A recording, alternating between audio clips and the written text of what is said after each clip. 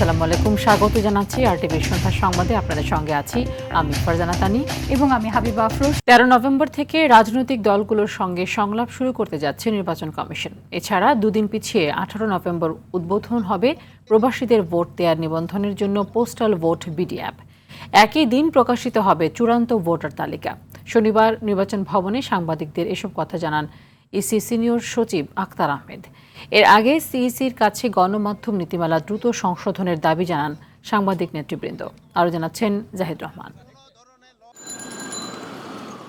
ত্রয়োদশ জাতীয় সংসদ নির্বাচন উপলক্ষে আগামী 13 নভেম্বর থেকে রাজনৈতিক দলগুলোর সঙ্গে সংলাপ শুরু করতে যাচ্ছে নির্বাচন কমিশন। রাজনৈতিক দলগুলোর কাছ থেকে নেবেন পরামর্শ। সংলাপের ব্যাপারে আমরা অপেক্ষায় আছি যে আচরণ বিধিমালাটা, প্রার্থী এবং রাজনৈতিক দলের আচরণ বিধিমালার গেজেটটা পেলেই আমরা সংলাপের সময়টা ঠিক করে নেব। এদিকে 18 নভেম্বর ভোটার তালিকা প্রকাশের পাশাপাশি উদ্বোধন হবে প্রবাসীদের ভোট দেওয়ার নিবন্ধনের পোস্টাল ব্যালটের অ্যাপস পোস্টাল ভোট বিডি। 18 তারিখ করলে জিনিসটা ভালো হয়। আর এর সাথে আরও একটা জিনিস আছে যে 18 তারিখ আমরা আমাদের চূড়ান্ত ভোটার তালিকা প্রকাশ করব। তো সেইটার জন্য এই পরিবর্তনটা। আগামী নির্বাচনে সাংবাদিকদের অবাধ তথ্য প্রবাহ নিশ্চিতে আরপিও সংশোধন, সাংবাদিকদের নিরাপত্তা সহ 14টি সুপারিশ নিয়ে নির্বাচন ভবনে সিইসির সাথে সাক্ষাৎ করেন সাংবাদিক নেতৃবৃন্দ। বৈঠকে অংশ নেন সাংবাদিক সংগঠন বিজেসি, বিবিসি মিডিয়া অ্যাকশন ও আরএফইডি। নির্বিঘ্নে সঠিক দায়িত্ব পালনে নির্বাচনী সংবাদ সংগ্রহে দায়িত্বপ্রাপ্ত সাংবাদিক ও গণমাধ্যম কর্মীদের নীতিমালা সংশোধনের দাবি জানান নেতারা। আমরা একটা সুপারিশমালা তৈরি করেছিলাম যে এই জায়গায় অসঙ্গতি আছে, এগুলো সংশোধন করলে ভালোভাবে নির্বাচন কভার করা যাবে এবং জনগণের যে জানার যে আগ্রহ, যে প্রত্যাশা, সেটি পূরণ হবে। তো সেগুলো নিয়েই আমরা প্রায় ঘণ্টাখানেক বৈঠক করেছি সিএসি মহোদয়ের সাথে। আমরা আইডি কার্ড বা পরিচয়পত্র পাওয়ার পরে কেন প্রিজাইডিং অফিসারকে অবহিত করতে হবে? এটা তো একটা আমাদের জন্য এক ধরনের বাধার মতো আমরা মনে করি। তো তারা এটা বলেছেন যে এইটা জিনিসটা তারা দেখবেন। তারা বলছিলেন যে কখনো কখনো কোনো কেন্দ্রের কোনো কক্ষের মানে খুব ছোট থাকে, মানে আমরা যেটা বুঝেছি যে এটা তারা একদম ঘড়ি ধরে 10 মিনিট এরকমভাবে মিন করছেন না। দল নিবন্ধন না পাওয়ায় আগারগাঁওয়ে নির্বাচন ভবনের সামনে অনশন কর্মসূচি করছেন আম জনতা পার্টির তারেক রহমান। অনশনের বিষয়ে কমিশনের পক্ষ থেকে বলা হয়, অনশন ভঙ্গ করে কমিশনে আপিল করলে বিষয়টি আইনগতভাবে সুরাহা করা সহজ। জাহিদ রহমান, আরটিভি, ঢাকা। বিএনপির ঘাড়ের উপর গণভোট ও সনদ চাপিয়ে দেয়া হচ্ছে বলে মন্তব্য করেছেন দলটির মহাসচিব মির্জা ফখরুল ইসলাম আলমগীর। বলেন, দেশের যত সংকট সব সরকারের তৈরি নাটক, উদ্দেশ্য একটাই, নির্বাচন পিছিয়ে দেয়া। আর আমির খসরু মাহমুদ চৌধুরী বলেছেন, আন্দোলনে যারা নামতে চায় তারা গণতন্ত্রে বিশ্বাসী নয়। দাবি আদায়ের নামে রাস্তায় নেমে চাপ সৃষ্টি করা মানে ঐক্যমত্য নয়। পৃথক অনুষ্ঠানে এসব কথা বলেন তারা। আরও জানাচ্ছেন শামীম চৌধুরী। আসন্ন জাতীয় সংসদ নির্বাচনে প্রচারণার অংশ হিসেবে নিজ এলাকা ঠাকুরগাঁয়ে এক মতবিনিময় সভায় অংশ নেন বিএনপি মহাসচিব মির্জা ফখরুল ইসলাম আলমগীর। প্রচারণার অংশ হিসেবে জগন্নাথপুর ইউনিয়ন বিএনপির আয়োজনে দৌলতপুর বালিকা উচ্চ বিদ্যালয় মাঠে উৎসব মুখর পরিবেশের সৃষ্টি হয়। সভায় মির্জা ফখরুল বলেন, নির্বাচন নিয়ে কোনো প্রকার ষড়যন্ত্র হলে তা রুখে দেবে জনগণ।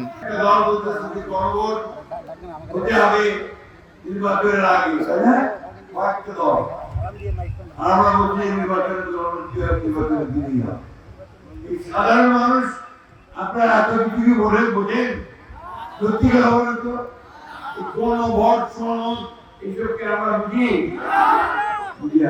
এদিকে ডিআরইউ মিলনায়তনে একটি বইয়ের মোড়ক উন্মোচন অনুষ্ঠানে বিএনপির স্থায়ী কমিটির সদস্য আমির খসরু মাহমুদ চৌধুরী বলেন, যারা নির্বাচনের পরিবেশকে ঘোলাটে করতে চাইছে তারা গণতন্ত্রের পক্ষের গোষ্ঠী নয়। 31 দফা সব কিছু কিন্তু ঐক্যমতে আসে নাই, আমরা কিন্তু মেনে নিয়েছি।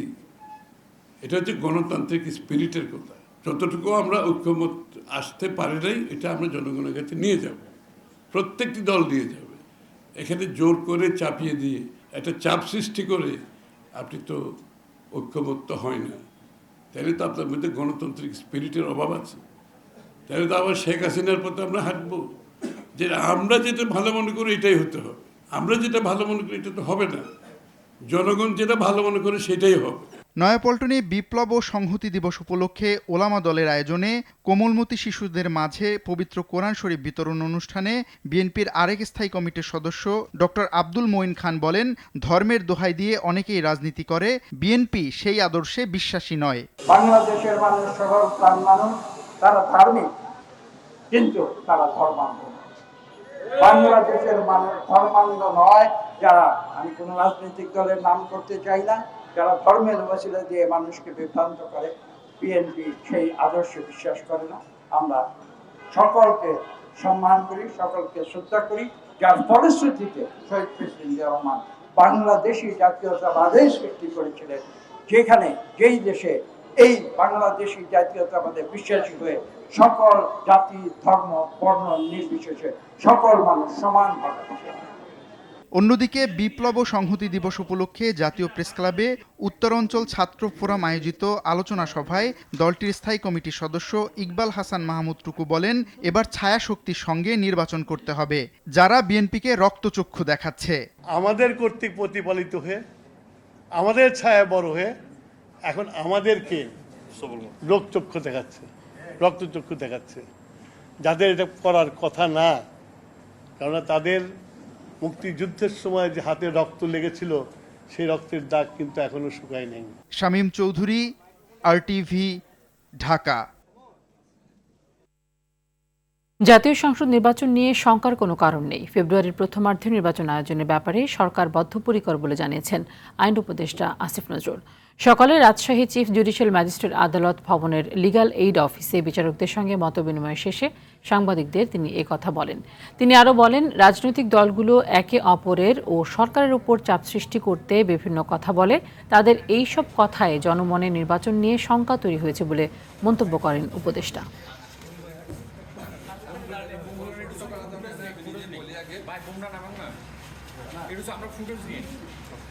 নির্বাচন নিয়ে আশঙ্কার কোনো কারণ দেখি না। আমরা সরকারের পক্ষ থেকে ফেব্রুয়ারির প্রথমার্ধে জাতীয় সংসদ নির্বাচন আয়োজন করার ব্যাপারে বদ্ধপরিকর। এটার সাথে সম্পর্কিত বা এটাকে বিলম্বিত করার কোনো ইস্যু আছে বলে আমরা মনে করি না। ত্রয়োদশ জাতীয় সংসদ নির্বাচনে ঢাকায় প্রতিদ্বন্দ্বিতা করবেন বলে জানিয়েছেন স্থানীয় সরকার এবং যুব ও ক্রীড়া মন্ত্রণালয়ের উপদেষ্টা আসিফ মাহমুদ সজীব ভুঁইয়া। বিকেলে রাজধানীর গ্রিন রোডে ধানমন্ডি থানা নির্বাচন অফিসে ঢাকা 10 আসনের ভোটার হওয়ার আবেদন শেষে সাংবাদিকদের তিনি এই কথা জানান। তবে সরকারের উচ্চ পর্যায়ের সঙ্গে আলোচনা করে পদত্যাগের সিদ্ধান্ত নেবেন বলেও জানান এই উপদেষ্টা। এখন পর্যন্ত বিএনপি এই আসনে প্রার্থী ঘোষণা করেনি।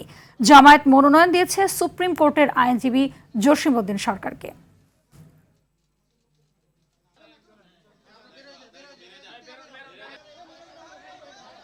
এটা নিশ্চিতভাবেই এখন বলছি যে আমি নির্বাচন করব। কবে নাগাদ পদত্যাগ করব এটা আপনারা জানেন যে সরকারের উচ্চ পর্যায়ের সাথে সিদ্ধান্তের উপরে অনেক কিছু ডিপেন্ড করছে। আলোচনা করে সেই বিষয়ে দ্রুতই আপনাদেরকে জানাবো। নির্বাচনের বিষয়ে সরকার খুব স্পষ্টভাবেই ফেব্রুয়ারিতে নির্বাচন আয়োজন করার কথা বলেছে এবং বারবার বলছে।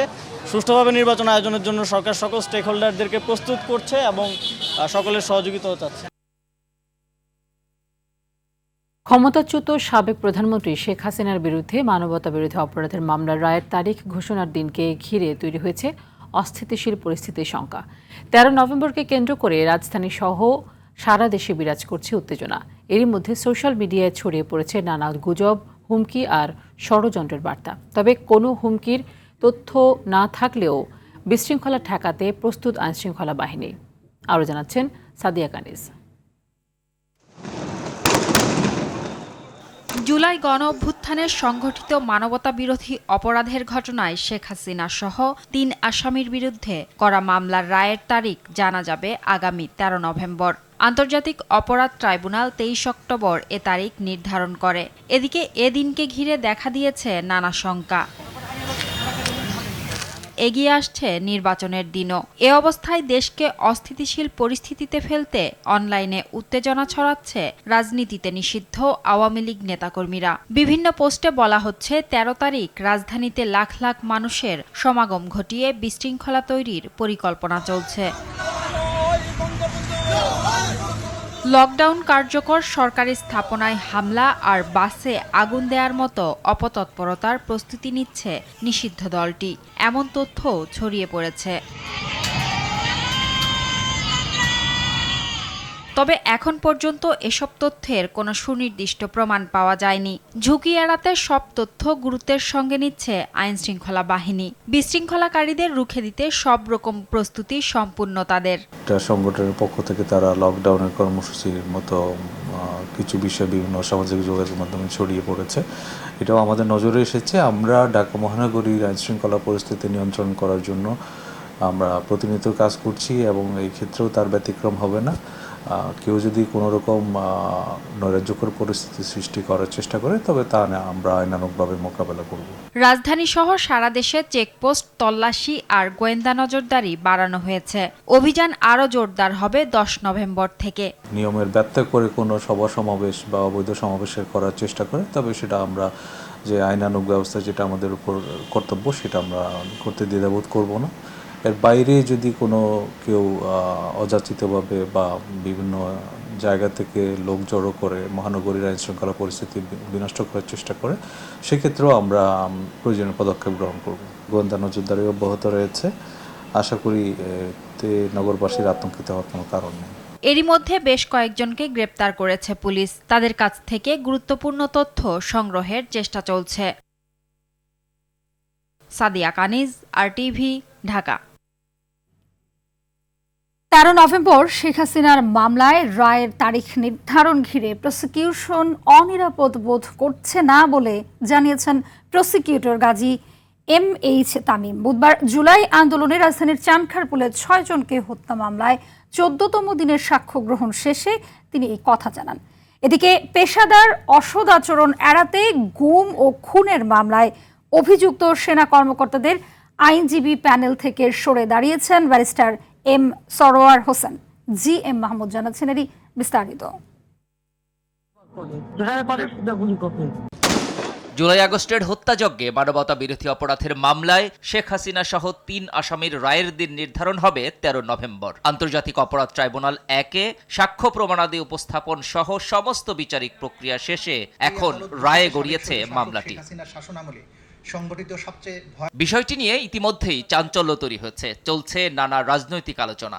অবশ্য 13 নভেম্বর নিয়ে প্রসিকিউশনে কোনো ধরনের উদ্বেগ নেই বলে জানান প্রসিকিউটর গাজী MH তামিম। প্রসিকিউশনের প্রস্তুতি কিছু নেই। প্রসিকিউশন কোনো অনিরাপত্তা বোধও করছে না। প্রসিকিউশনের দায়িত্ব হলো ট্রাইব্যুনালে তদন্ত সংস্থা থেকে যে অভিযোগগুলো আনা হয় সেটি ট্রাইব্যুনালে প্রমাণ করার জন্য চেষ্টা করা। ট্রাইব্যুনালের দায়িত্ব হলো যুক্তিতর্ক এবং সাক্ষ্য বিবেচনায় রায় প্রদান করা। এদিকে গুমের একটি মামলায় অভিযোগকারী হওয়ায় গুম ও খুনের মামলায় অভিযুক্ত সেনা কর্মকর্তাদের আইনজীবী প্যানেল থেকে সরে দাঁড়িয়েছেন ব্যারিস্টার M সরোয়ার হোসেন। আমি নিজে একটি কমপ্লেন করেছিলাম, সেই কমপ্লেনের যে আসামি সেই আসামি এই মামলারও আসামি রয়েছে। প্রফেশনাল ইথিক্স অ্যান্ড কন্ডাক্ট অনুযায়ী আমি ডিফেন্স লয়ার হওয়ার কোনো সুযোগ নাই। যদিও এদিন অভিযুক্ত 15 সেনা কর্মকর্তার র্যাবের 7 জনের পক্ষে আইনি লড়াই করতে ওকালতনামা জমা দিয়েছেন 5 আইনজীবী। 7 জনের পক্ষে ওকালতনামা দিয়েছি যারা র্যাবে কর্মরত ছিলেন। প্রসিকিউটর বরাবর একটা পিটিশন দিয়েছি যেন ওই সংশ্লিষ্ট যে মামলাটা আছে সেই মামলা সকল কাগজ যেন আমরা হাতে পাই। তবে এসব মামলার বিচার প্রসঙ্গে প্রসিকিউশন আবারও নিশ্চিত করে গুম ও খুনের মামলায় সেনা সদস্যদের সেনা আইনে বিচারের সুযোগ নেই, বিচার ট্রাইব্যুনালেই হবে। যে এই আইন বাংলাদেশের প্রযোজ্য সকল আইনের উপরে প্রাধান্য পাবে। সেনা আইন বা অন্য কোনো আইনে বিচারের সুযোগ নেই, যেটি এই আইনে বিচারযোগ্য। GM Mahmud, RTV, Dhaka. আইনশৃঙ্খলা পরিস্থিতি নিয়ন্ত্রণের দায়িত্বে থাকা সেনাবাহিনীর 50% সদস্যকে মাঠ থেকে সরিয়ে নেওয়া হচ্ছে না বলে জানিয়েছেন স্বরাষ্ট্র উপদেষ্টা মোহাম্মদ জাহাঙ্গীর আলম চৌধুরী। বিকেলে সচিবালয়ে স্বরাষ্ট্র মন্ত্রণালয়ের সভাকক্ষে আইনশৃঙ্খলা সংক্রান্ত কোর কমিটির সভা শেষে কথা জানান তিনি। বলেন, এ নিয়ে গুজব ছড়ানো হয়েছে। সেনাবাহিনী আগের মতোই মাঠে দায়িত্ব পালন করবে। আগামী 13 নভেম্বর কর্মকাণ্ড নিষিদ্ধ আওয়ামী লীগের ডাকা লকডাউন কর্মসূচি নিয়ে সরকার শঙ্কিত নয় বলেও জানান স্বরাষ্ট্র উপদেষ্টা।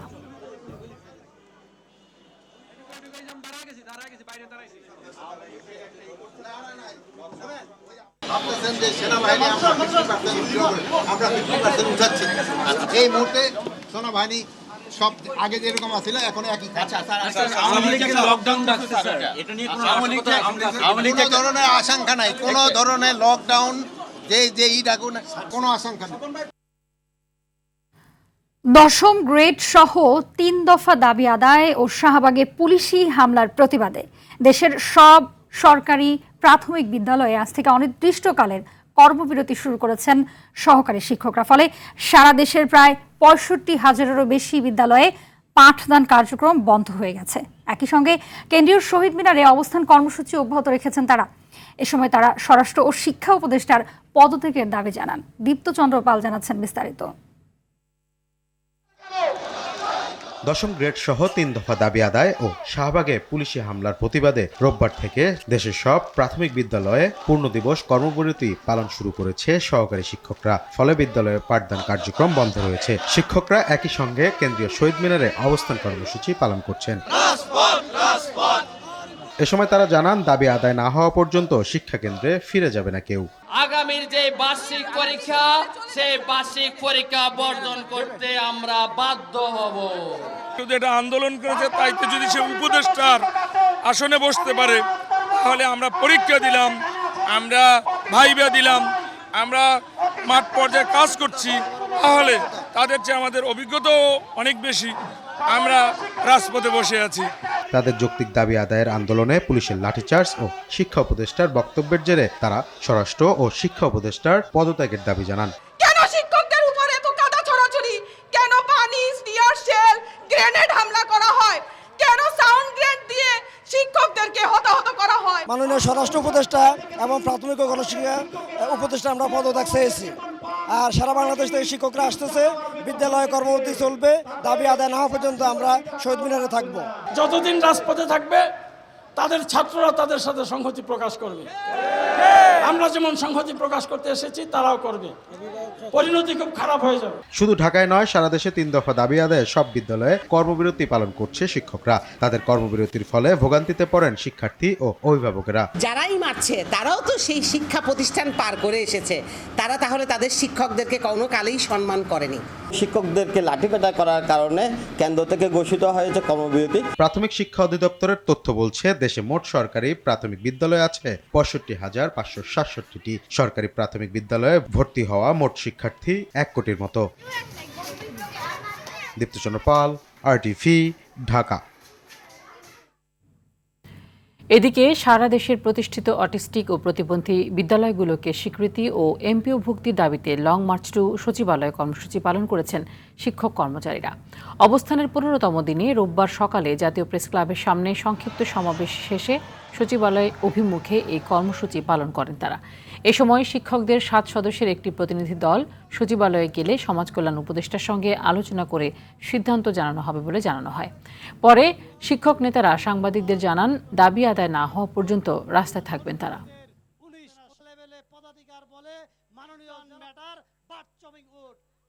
পতিত স্বৈরাচার পালিয়ে গেছে, কিন্তু তাদের দূষণরা প্রশাসনের রন্ধে রন্ধে রয়ে গেছে।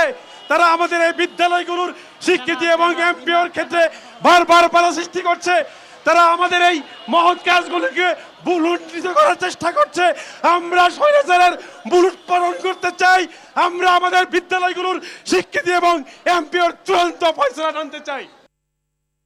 বাজার পরিস্থিতি সন্তোষজনক মন্তব্য করে অর্থ উপদেষ্টা ডক্টর সালেহুদ্দিন আহমেদ বলেছেন, মূল্যস্ফীতি কিছুটা কমেছে। সরকারি কর্মকর্তা কর্মচারীদের নতুন পে কমিশনের সিদ্ধান্ত আগামী সরকার নেবে বলেও জানান তিনি। সচিবালয়ে এক বৈঠক শেষে এসব কথা জানান অর্থ উপদেষ্টা। এদিকে 4-5 দিনের মধ্যে পেঁয়াজের দাম না কমলে আমদানির অনুমতি দেওয়ার কথা জানান বাণিজ্য উপদেষ্টা শেখ বশিরউদ্দিন। খান আলামিন জানাচ্ছেন বিস্তারিত। সরকারি ক্রয় সংক্রান্ত উপদেষ্টা পরিষদ এবং অর্থনৈতিক বিষয়ক উপদেষ্টা পরিষদ কমিটির বৈঠক শেষে কথা বলেন অর্থ উপদেষ্টা doctor Salehuddin Ahmed. Private sector থেকে কিন্তু আমরা এ সময় তিনি জানান, সরকার আগামী 30 নভেম্বর থেকে আমন ধান সংগ্রহ শুরু করবে। 34 টাকা দরে কেনা হবে 50,000 মেট্রিক টন ধান, 49 টাকা দরে একই পরিমাণ আতপ চাল ও 50 টাকা দরে 6 লাখ মেট্রিক টন সেদ্ধ চাল। খাদ্য বান্ধব কর্মসূচিতে প্রায় বাজার পরিস্থিতিতে সন্তুষ্টি জানিয়ে তিনি বলেন, সামগ্রিকভাবে খাদ্যের দাম মানুষের নাগালের মধ্যে আনার চেষ্টা করছে সরকার। চালের দাম কিন্তু মোটামুটি সহজেই বলবো যা হোক কিছু ভেরিয়েশন থাকতে পারে, কিন্তু চালের দাম ঊর্ধ্বগতি না। ইনফ্লেশনটি কিছুটা কমেছে ফুড। আমরা চেষ্টা করছি পুরোপুরি খাদ্য প্যাকেজটাকে আপনার লোকজনের আওতার মধ্যে আনা।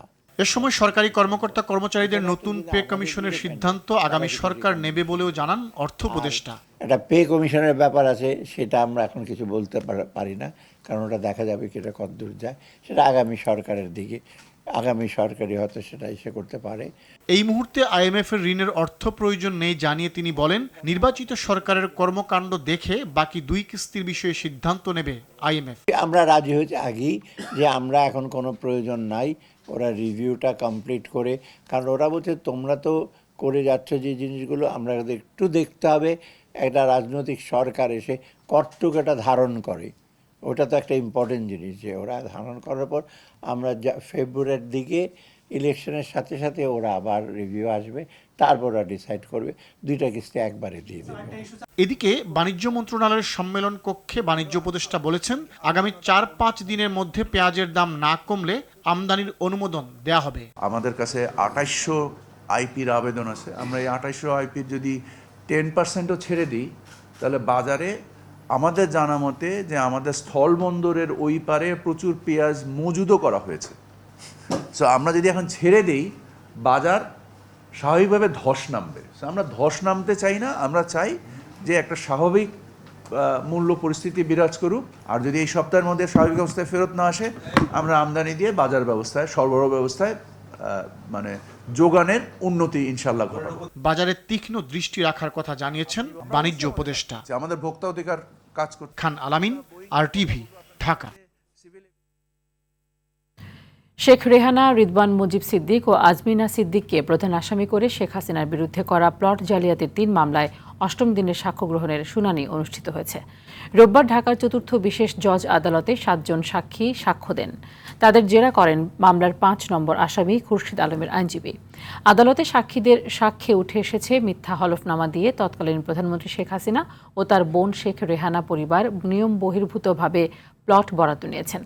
সাক্ষ্য গ্রহণের প্রথম দিন মামলার বাদীরা আদালতকে জানান, প্লট বরাদ্দের জন্য ব্রিটিশ এমপি ও শেখ রেহানার মেয়ে টিউলিপ সিদ্দিক শেখ হাসিনার ওপর চাপ প্রয়োগ করেছিলেন।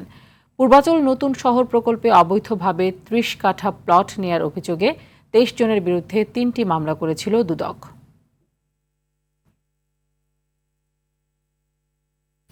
অবৈধভাবে প্রভাব খাটিয়ে ইসলামী ব্যাংক থেকে প্রায় 10.5 কোটি টাকার ঋণ জালিয়াতি ও অর্থ আত্মসাতের ঘটনায় এস আলম গ্রুপের চেয়ারম্যান সাইফুল আলম ও তার স্ত্রী সহ 67 জনের বিরুদ্ধে মামলার অনুমোদন দিয়েছে দুদক।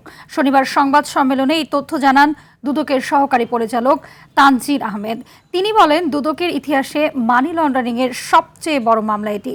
ইসলামী ব্যাংক থেকে 9,283 কোটি টাকার ঋণ, যা এখন সুদে আসলে 10,479 কোটি টাকা সিঙ্গাপুর পাচারের অভিযোগ প্রাথমিকভাবে প্রমাণিত হওয়ায় কমিশন মামলার সিদ্ধান্ত নিয়েছে। 9,283 কোটি টাকা, যা বর্তমানে 10,479 কোটি টাকা আত্মসাৎ ও পরবর্তীতে স্থানান্তর, হস্তান্তর, রূপান্তরের মাধ্যমে অপরাধ সংগঠিত করার অপরাধে এস আলম সহ 67 জনের নামে বিরুদ্ধে দণ্ডবিধি, দুর্নীতি প্রতিরোধ আইন ও মানি লন্ডারিং প্রতিরোধ আইনের সংশোধন ধারায় মামলা দায়েরের অনুমোদন দিয়েছে কমিশন। মেহেরপুর সদর উপজেলার রাজনগর গ্রামে পদ্ম ফুল তুলতে গিয়ে একই পরিবারের 2 ভাইয়ের 4 মেয়ে পানিতে ডুবে মারা গেছে। দুপুরে উপজেলার মশুরি ভাজা বিল এলাকায় এই দুর্ঘটনা ঘটে। দুপুরে 4 শিশু একসঙ্গে বিলে শাপলা তুলতে যায়। দীর্ঘ সময় বাড়ি না ফিরলে পরিবারের সদস্য ও এলাকাবাসী খোঁজাখুঁজি শুরু করেন। পরে বিলে তাদের মরদেহ ভেসে উঠতে দেখা যায়। পরে খবর পেয়ে মেহেরপুর ফায়ার সার্ভিস ও সদর থানার পুলিশ ঘটনাস্থলে পৌঁছে মরদেহগুলো উদ্ধার করে পরিবারের কাছে হস্তান্তর করে।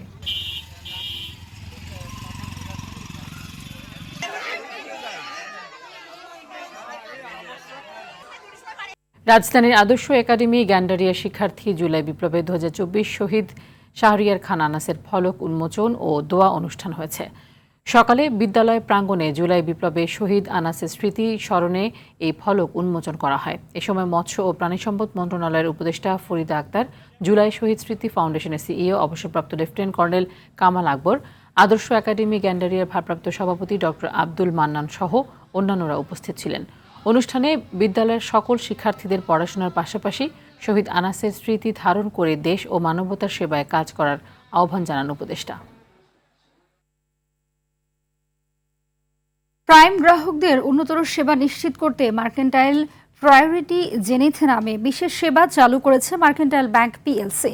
রোববার ধানমন্ডির ৭ মসজিদ রোডে ব্যাংকের নিজস্ব ভবন MBL সেন্টারে এই সেবার উদ্বোধন করেন ব্যবস্থাপনা পরিচালক মতিউল হাসান। এ সময় তিনি বলেন, এখন থেকে গ্রাহকরা চাহিদা অনুযায়ী নিরবিচ্ছিন্ন কাস্টমাইজ ব্যাংকিং সেবা উপভোগ করতে পারবেন। এর মধ্য দিয়ে ব্যাংকের সেবার মান আরও এক ধাপ এগিয়ে গেল।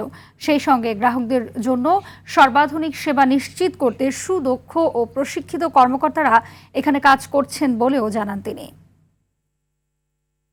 খেলোয়াড় সহ যারাই ফিক্সিংয়ে জড়িত তাদের বিরুদ্ধে যথাযথ ব্যবস্থা নেওয়া হবে বলে জানালেন ক্রীড়া উপদেষ্টা আসিফ মাহমুদ সজীব ভুঁইয়া। সকালে সাফার BKSPতে যুবকদের জন্য আত্মরক্ষামূলক প্রশিক্ষণের উদ্বোধন শেষে কথা বলেন তিনি। তবে অভিযুক্ত হলেই তাকে বাদ দেওয়া যাবে না বলেও মন্তব্য করেন তিনি। এছাড়া ক্রীড়াঙ্গনে নারীদের নিরাপত্তায় সরকার বেশি জোর দিচ্ছে বলেও জানান তিনি। আসলে প্রতিনিধি ওমর ফারুকের পাঠানো তথ্যচিত্রে বিস্তারিত থাকছে আতিকুল ইসলাম শাকিলের রিপোর্টে।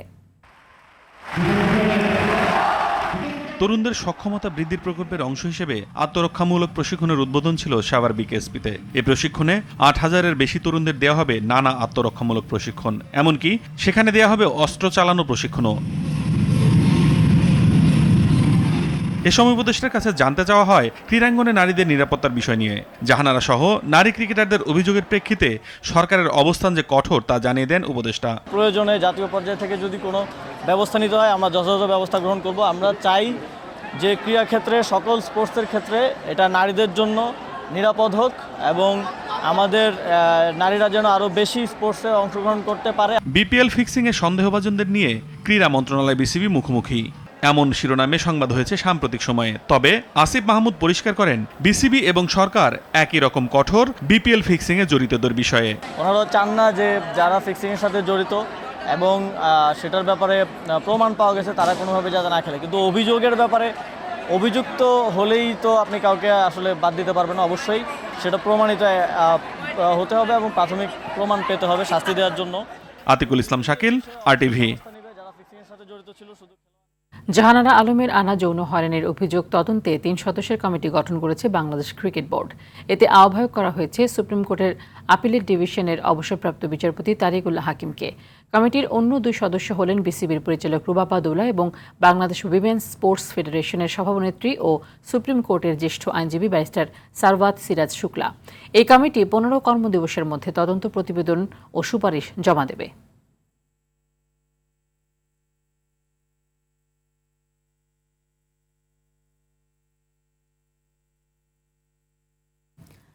তীর এশিয়ান আর্চারি চ্যাম্পিয়নশিপ 2025-এর রিকার্ভ পুরুষ ও কম্পাউন্ড নারী বিভাগের কোয়ালিফিকেশন রাউন্ডে বাংলাদেশের আর্চারদের মধ্যে সবচেয়ে ভালো করেছেন রামকৃষ্ণ সাহা ও বন্যা আক্তার।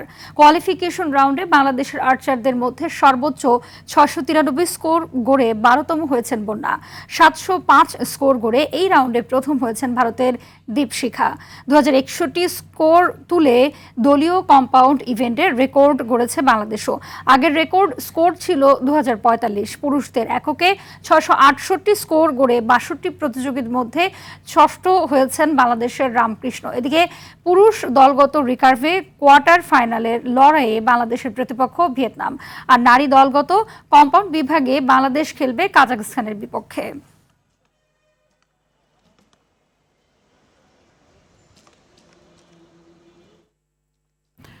সৌদি আরবে অনুষ্ঠিত 6ষ্ঠ ইসলামিক সলিডারিটি গেমসে বাংলাদেশকে পদক এনে দিলেন মার্জিয়া আক্তার ইকরা। ভারোত্তোলনে 53 কেজি ওজন শ্রেণীতে ব্রোঞ্জ জিতেছেন এই ভারোত্তোলক। এবারের আসরে অংশ নেওয়া 57টি দেশের মধ্যে ভারোত্তোলনের 53 কেজি বিভাগে 8টি দেশ অংশ নেয়। এই বিভাগে চ্যাম্পিয়ন হয়েছে তুরস্ক ও রানার আপ হয়েছে ইন্দোনেশিয়া। বাংলাদেশের মার্জিয়া পেছনে ফেলেছেন ইরান, ব্রুনাই, সৌদি আরব, কুয়েত, আলজেরিয়া এবং আজারবাইজানের প্রতিযোগীকে। একই দিনে বাংলাদেশের আরও 2 ভারোত্তোলকের খেলেছেন। 48 কেজি ওজন শ্রেণীতে পঞ্চম হয়েছেন মোসাম্মত বৃষ্টি, 60 কেজি ওজনে শ্রেণীতে ষষ্ঠ হয়েছেন আশিকুর রহমান।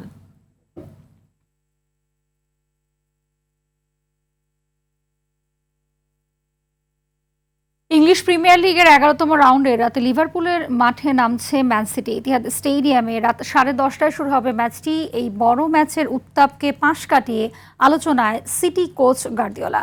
নিজের কোচিং ক্যারিয়ারের 1000তম ম্যাচে ডাগ আউটে দাঁড়াচ্ছেন 54 বছর বয়সী এই স্প্যানিশ। বিস্তারিত মাহফুজুল ইসলামের রিপোর্টে। ইতিহাদের সবুজ গালিচায় দিনটা হবে গার্দিওলার। লিভারপুলের বিপক্ষে মহা গুরুত্বপূর্ণ এই ম্যাচের আগে ক্যামেরার সব ফোকাস খুঁজে নিচ্ছে এই স্প্যানিশকে। নিজের কোচিং ক্যারিয়ারের 1000তম ম্যাচে ডাগ আউটে দাঁড়াচ্ছেন তিনি। এমন বিরল ইতিহাসের সাক্ষী সিটির প্রতিটি সমর্থকই হতে চাইবেন।